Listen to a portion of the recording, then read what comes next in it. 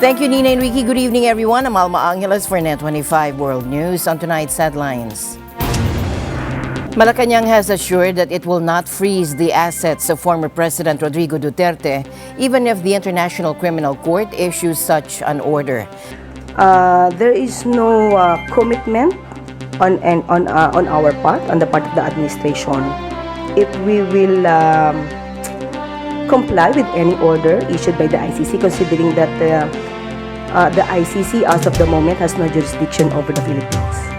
A shocking breach of national security. Senior Trump officials, including Defense Secretary Pete Hegseth, Vice President J.D. Vance, and Secretary of State Marco Rubio, discussed classified war plans for strikes against Yemen's Houthi rebels in a Signal group chat that accidentally included the Atlantic editor Jeffrey Goldberg.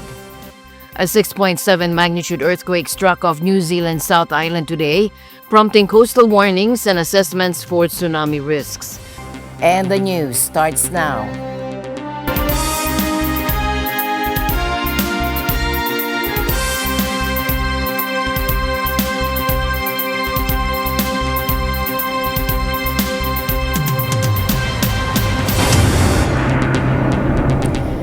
Malacanang has assured that it will not freeze the assets of former President Rodrigo Duterte, even if the International Criminal Court issues such an order.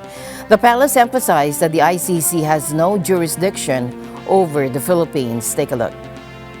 There is no commitment on our part, on the part of the administration, if we will comply with any order issued by the ICC, considering that the ICC as of the moment has no jurisdiction over the Philippines.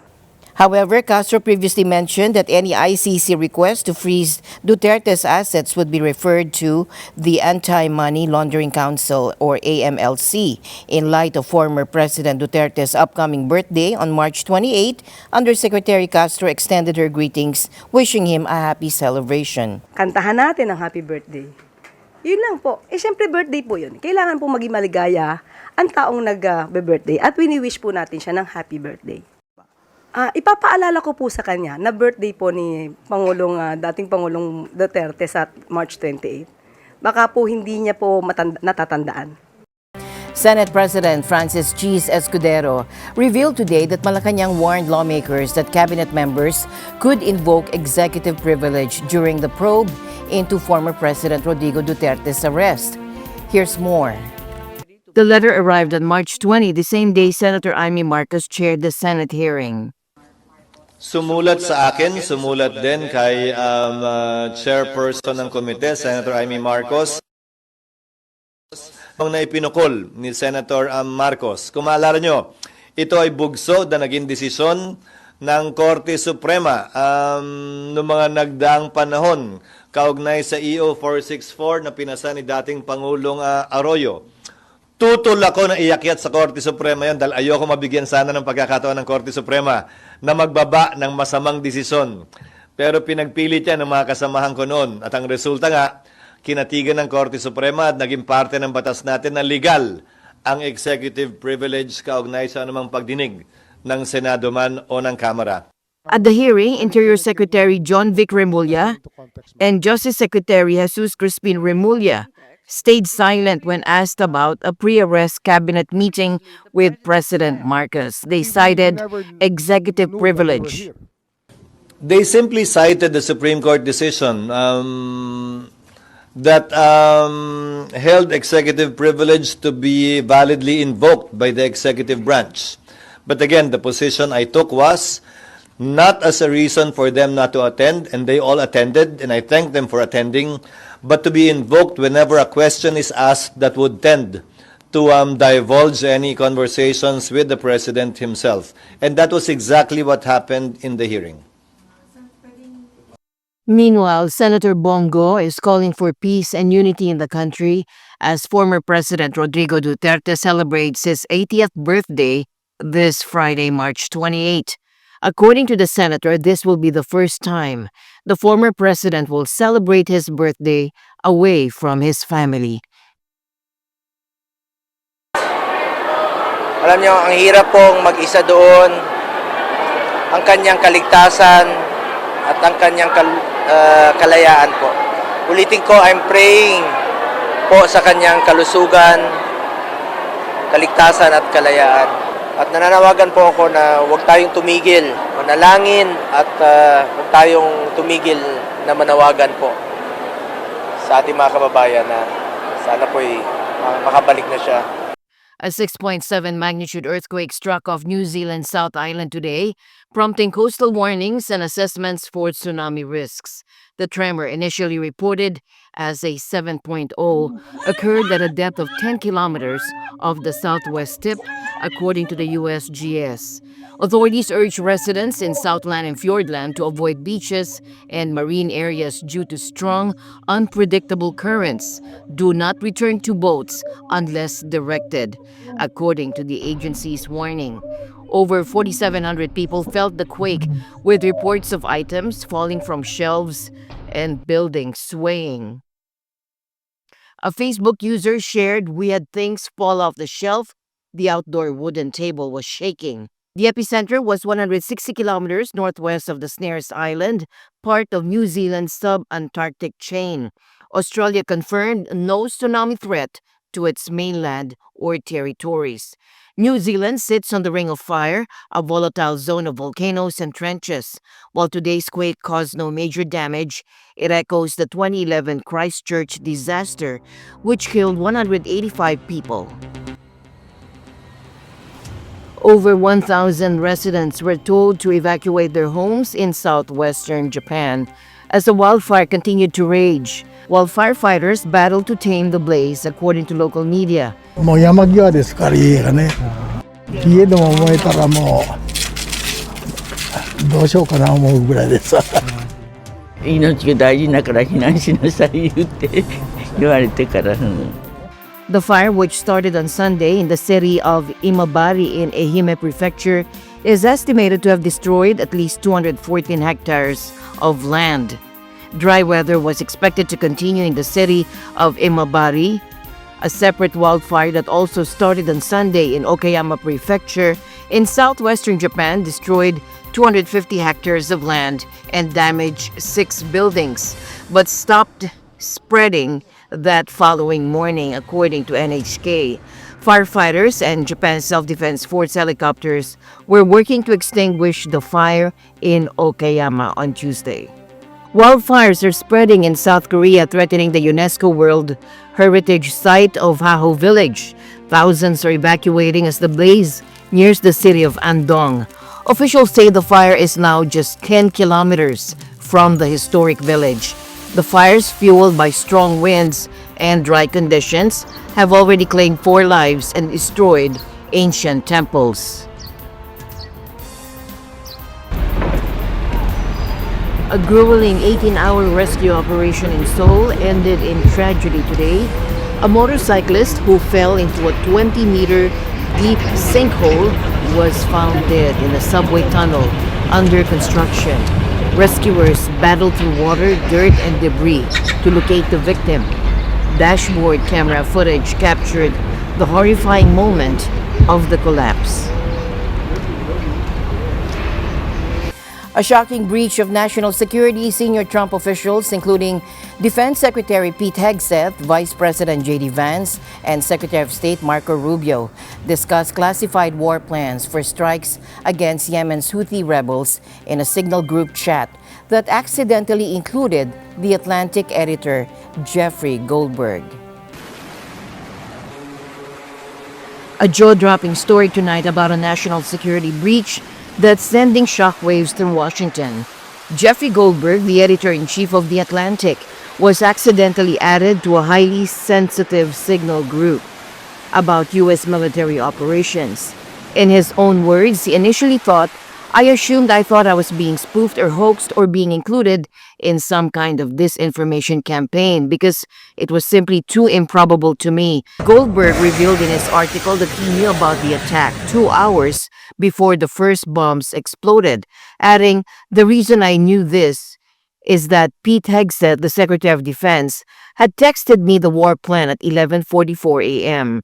The plan included precise information about weapons packages, targets, and timing." You're talking about a deceitful and highly discredited so-called journalist who's made a profession of peddling hoaxes time and time again, to include the hoaxes of Russia, or the fine people on both sides hoax, or suckers and losers hoax. So this is the guy that peddles in garbage. This is what he does. Why were those details shared on Signal, and how did you learn that a journalist was privy to the targets, the types of weapons used? I've heard I was characterized.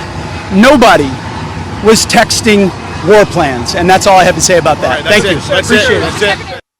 The political reaction has been swift. Democrats are outraged. As reported, Senator Chuck Schumer called it one of the most stunning breaches of military intelligence.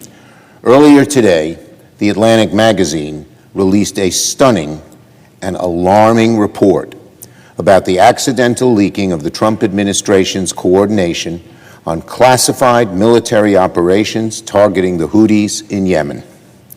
According to the report, a member of the press was somehow added to an unsecured text chain with the Vice President, the Secretary of Defense, the Secretary of State, the CIA Director, and other national security officials.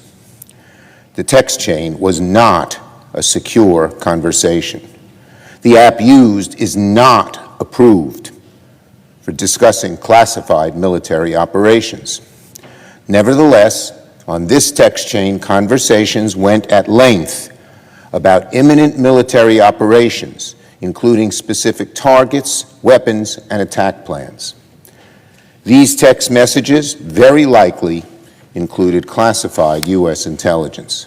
Mr. President, this is one of the most stunning breaches of military intelligence I have read about in a very, very long time. If these detailed exchanges about coordinating military operations fell into the hands of America's enemies, it could get people killed. Now we must have accountability, and both parties in the Senate should investigate how this blunder was even possible. When asked about the attack, President Trump's response was characteristically dismissive. I don't know anything about it. I'm not a big fan of The Atlantic. To me, it's a magazine that's going out of business. I think it's not much of a magazine, but I know nothing about it. You're saying that they had what? They were using Signal to coordinate on sensitive materials and Having to do with what? Having to do with what? What were they talking about? with the Houthis. The Houthis? You mean the attack on the Houthis? Well, it couldn't have been very effective because the attack was very effective, I can tell you that. I don't know anything about it. You're telling me about it for the first time. The national security has acknowledged the authenticity of the chat, stating they're reviewing how an inadvertent number was added to the chain and there were no threats to our service members or national security. A fascinating twist, Goldberg was discretionary. As the report noted, the administration is lucky the person they added to the chat was a serious journalist, because Jeff Goldberg did not report the name of a covert CIA official and left the chat when they started talking about sensitive bomb assessments. Just another day in the high-stakes world of national security.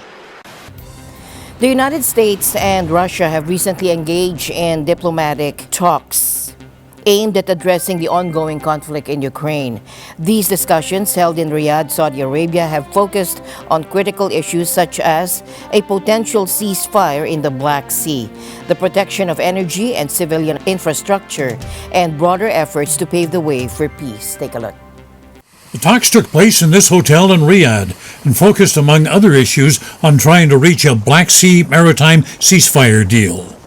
They're being portrayed by Washington as a step in President Donald Trump's efforts to end the three-year-old war.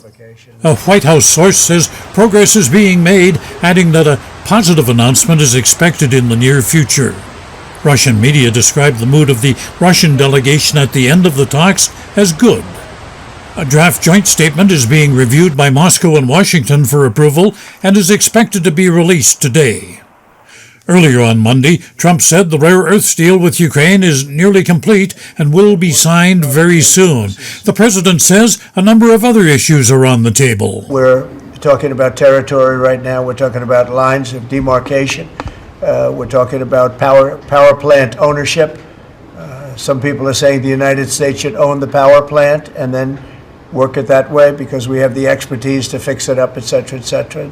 It's okay. That would be something like that would be fine with me. But they are talking about ownership of the big nuclear power plant in particular. But all of these things will come up, and they have come up, and that has been discussed. A Ukrainian delegation is in Saudi Arabia. It remained on the sidelines while Russia and the U.S. met. Ukrainian President Volodymyr Zelensky says he wants to see progress in the talks. Today, U.S. representatives spoke with the war team, with the representatives of Russia, and afterwards, again a meeting of the Ukrainian and American teams. I am expecting a new report. We need a movement towards real peace, towards guaranteed security. This is necessary for everyone, in Ukraine, in Europe, in America, and for all those in the world who seek stability in international relations. And while the talks go on, there seems to be no let-up in the fighting. On Monday, Russian missiles struck the city of Sumy in northeastern Ukraine. Several high-rise residential blocks sustained damage, along with a school and a hospital. The region's governor says school children had been in a shelter at the time, averting even worse casualties. Ukrainian Foreign Minister Andriy Sybiha says instead of making hollow statements about peace, Russia must stop the bombing and end its war on civilians. Thomas I. Likeness, NET25 World News. Staying in Washington, President Donald Trump asserts that he alone possesses the capability to end the ongoing war in Ukraine. In a recent interview, President Trump stated, "There's nobody who can stop Russian President Vladimir Putin except me." He also emphasized having engaged in rational discussions with Putin aimed at halting the bloodshed. Take a look. These remarks come shortly after his envoy, Steve Witkoff, described Putin as a great leader and not a bad guy. I simply have said that I just don't see that he wants to take all of Europe. This is a much different situation than it was in World War II. In World War II, there was no NATO. So you have countries that are armed there. To me, it just does. I take him at his word in this sense. So, and I think the Europeans are beginning. I feel that he wants peace. The president had two very productive calls this week, or last week, I should say. One with President Zelensky, one with President Putin. I sat and listened to both of them. In both conversations, it was all about a lasting peace. So there are grievances on both sides, but our job, and at the direction, again, I stress, of the president, our job is to narrow the issues, bring the parties together, and stop the killing. That's the game plan. We now turn to President Donald Trump's renewed interest in Greenland. The icy resource-rich island is once again at the center of geopolitical tensions as a high-profile U.S. delegation led by Second Lady Usha Vance, National Security Advisor Mike Waltz, and Energy Secretary Chris Wright arrives there this week. According to the White House, the trip aims to celebrate Greenlandic culture with visits to historical sites. However, many, including Greenland's leaders, perceive it as a more assertive move. Outgoing Prime Minister Mute Egere has labeled the visit a provocation, stating that it demonstrates aggressive American pressure. He also expressed concerns that the delegation's presence would intensify President Trump's ambitions to assert control over Greenland. Greenland, a semi-autonomous Danish territory, has long been of strategic interest to the U.S. Situated along the shortest route between Europe and North America, the island hosts a crucial U.S. military base and possesses vast reserves of rare earth minerals vital for modern technology and defense. With Russia and China also eyeing the Arctic, the U.S. appears to be increasing its presence in the region. A cutter that we have sped up the process, sir, the icebreaker, that'll be hitting the waters here this summer, and we've got two more that will be coming. But, Russia is using their cutters and icebreakers up in the Arctic to do surveillance on us, and we're going to reposition our fleet to continue to partner. I want to thank the Secretary of Defense and the Navy for all of their help and partnership too. We do operations together because their obvious Navy warships are in certain regions, but our cutters are faster and can work together in a partnership that's securing America. President Trump has emphasized Greenland's importance to U.S. national security. Yeah, well, not provocation. This is friendliness, not provocation. We're dealing with a lot of people from Greenland that would like to see something happen with respect to their being properly protected and properly taken care of. They're calling us, we're not calling them.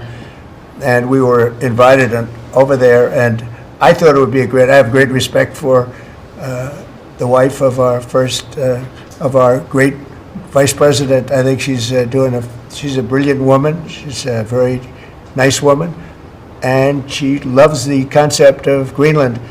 And so she's going there, and I think Marco's going there, and some others are going there. But we've been invited, and they really like the idea because they have been somewhat abandoned, as you know. They haven't been taken good care of. And I think Greenland's going to be something that maybe is in our future. I think it's important. It's important from the standpoint of international security. And if you look at the ships outside of Greenland, you have Russia, you have China, you have lots of different people and lots of different places, and it cannot go on the way it is. It's not going to go on the way it is. I'll make a statement. It's not going to happen. So they're going there, and that's purely friendship. Who's doing the inviting? You said people. A lot of people, yeah. People from Greenland are asking us to go there. We have many, many requests from many, many people, some officials too. The visit by Second Lady Usha Vance and National Security Advisor Mike Waltz comes at a particularly sensitive time. Greenland is currently in a caretaker period following recent elections, with the left-wing party defeated and Jens Frederik Nielsen likely to become the next leader. I understand that people are worried, because we have recently experienced something we have never experienced before, where we have been treated unacceptably, which is not worthy among close friends and allies. The upcoming private visit of the wife of the U.S. Vice President and the U.S. President's top security advisor cannot be seen as just a private visit.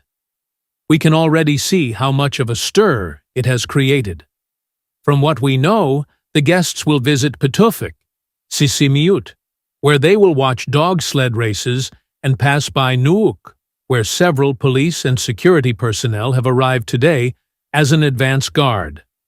There will be no meetings between the guests and the incumbent government. The Americans have also been clearly informed that meetings can only take place when a new government has taken office. Furthermore, it must be highlighted that our integrity and democracy must be respected, without any disturbances from the outside. Meanwhile, many locals remain deeply skeptical. A recent poll found that 85% of Greenlanders oppose becoming part of the U.S., with nearly half viewing President Trump's ambitions as a direct threat. Despite this, the Trump administration is proceeding with the delegation's visit. As they touch down this week, all eyes are on how far the pressure will go. Will Greenland hold its ground, or will President Trump's persistence pay off? And the news continues here on NET25. We'll be right back.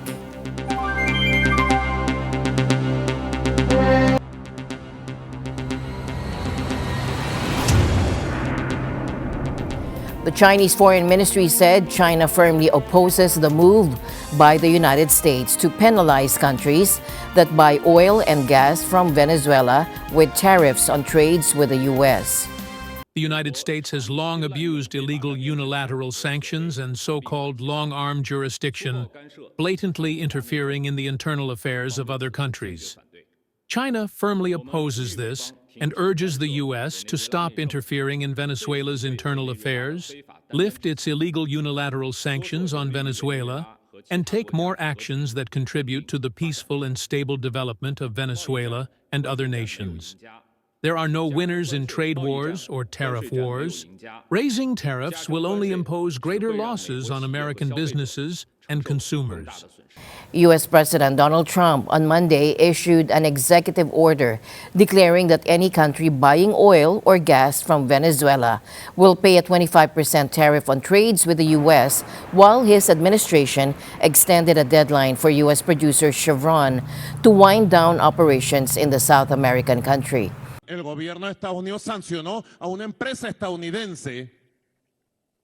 The U.S. government sanctioned an American company trying to harm the Venezuelan economy. They are hurting themselves because we will continue to produce, recover, and grow, and nothing and no one will stop us. That's why I activated the Absolute Productive Independence Plan, because nothing and no one will stop us. Absoluta, porque nada ni nadie nos va a detener. Trump's new policy relieves some pressure on Chevron to quickly exit Venezuela after the U.S. Treasury Department on March 4 gave it 30 days to wind down operations. Trump had issued the initial wind down after he accused President Maduro of not making progress on electoral reforms and migrant returns. Samsung Electronics announced the death of co-CEO Han Jong-hee from a heart attack, leaving Jun Young-yoon to lead the company as it confronts difficulties in its chip business and navigates a complex global trade environment. Samsung Electronics said Tuesday that co-chief executive Han Jong-hee has died of a heart attack at the age of 63. He joined the South Korean giant nearly 40 years ago and built his career in the firm's television unit. One analyst said he was a key figure in making the firm a global player in TVs. Now his passing leaves newly appointed co-CEO Jun Young-hyun in charge. He was only appointed to the role last week at Samsung's annual shareholder meeting. In a stock market filing, the firm said Jun would be the sole chief for now. But the company has traditionally had co-CEOs, dividing oversight of its consumer products and chips divisions. Now Han's death comes at an awkward moment, with Samsung trying to navigate global trade tensions sparked by US tariffs. At last week's shareholder meeting, he told investors that 2025 would be a difficult year. Han said Samsung would respond flexibly to US tariffs using its sprawling global supply chain and manufacturing operations. Investors grilled him on the firm's failure to make the most of the AI boom, where it has lagged local rival SK Hynix in supplying high-end chips. Samsung shares fell around 1% in Tuesday trade following the news of Han's death. Self-driving cars are hitting Britain's challenging country roads, testing their capabilities on narrow lanes that often lack markings and maintain high speed limits. The Volvad project aims to accelerate the UK's autonomous vehicle rollout by proving their reliability in these complex environments. Take a look. This driverless car is testing its systems on Britain's narrow country lanes. The vehicle is part of Evolve AD, an autonomous driving project aimed at turbocharging the UK's rollout of self-driving cars. We started off being able to drive on motorways and then dual carriageways in cities.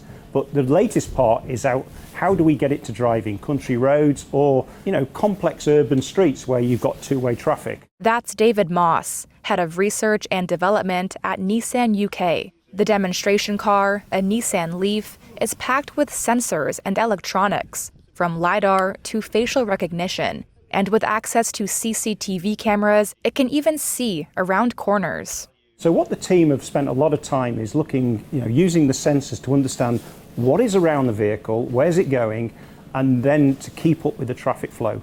The autonomous Nissan drove a route several miles long on non-major roads, often at the speed limit, passing vehicles along the way.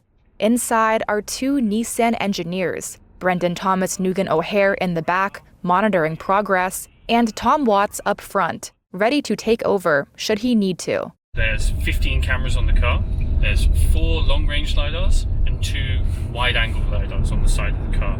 They are all fused together in a data system to basically give the car a 360 view of everything in the surrounding, better than most humans would ever be able to achieve. We also use 2 production sensors as well. We use the vehicle radar and we use the camera up by the wind sensor mirror as well. LiDAR uses lasers to produce three-dimensional images of a vehicle's surroundings to help navigate around obstacles. But the Nissan car's cameras are watching more than just the road and other vehicles. They can now use facial recognition to assess whether a pedestrian is about to become a hazard even before they do. David Moss explains. When you see pedestrians on the side of the road, part of the technology was actually trying to understand from people's facial recognition is what is their intention? Are they going to step out in front of the vehicle or not? Another development allows the car to access CCTV cameras along its route, which Moss says helps it keep up with traffic. We can take information from the city infrastructure, so cameras, so we can actually teach the car to see round corners, and rather than go round a bend and be stuck in traffic behind a parked lorry, actually our vehicle is able to change lane before it gets to that situation and really keep that smooth flow. Automakers and autonomous vehicle software companies have had success developing basic driver assistance functions. But rolling out vehicles that can truly drive themselves has proven more difficult and much more expensive than many had expected. Encountering unexpected situations is among the vehicle's main challenges, as they cannot work out what to do. And with that, we end tonight's broadcast. For everyone here on NET25, I'm Alma Angeles. Thank you all for joining us. Good night.